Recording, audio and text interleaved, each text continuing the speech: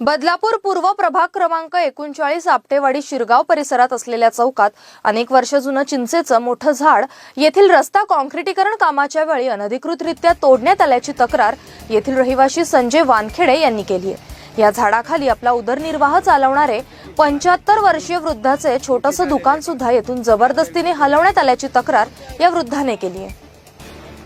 स्थानिक लोकांकडून विरोध होऊन सुद्धा आणि तसं पाहता हे झाड अनेक वर्ष इथे असून सुद्धा फक्त आत्ताच रस्त्याच्या दुरुस्तीच्या वेळी कसं काय अडचण ठरू शकते। तसेच महावितरणाच्या 2 डीपी बॉक्सच्या मागे हे झाड असून हे डीपी बॉक्स रस्ता दुरुस्तीसाठी का हलवले नाहीत, फक्त हे झाडच का बरं तोडण्यात आले।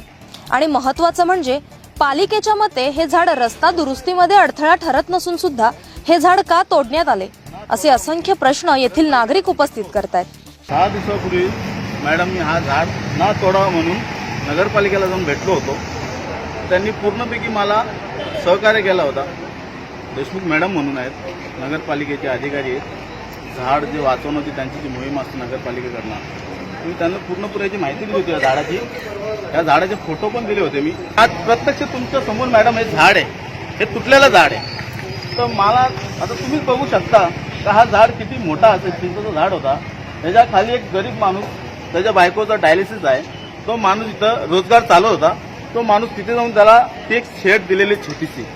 आता बघा, आता तुम्हीच बघा, आता तुम्हीच आता याच्यावरती कारवाई करी, तुम्हीच आता याचा पाठपुरावा करा। मी तर करणारच आहे।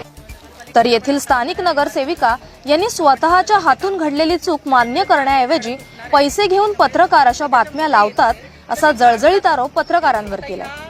या वृक्षतोडीबद्दल बोलताना संबंधित ठेकेदाराकडे सगळे अधिकार असून झाड तोडण्यासाठी ठेकेदारने परवानगी घेतली नसेल तर तो ठेकेदार आरोपी आहे असं सांगत स्वतःवरील चुकीचं खापर थेट ठेकेदारांवर टाकून दिले।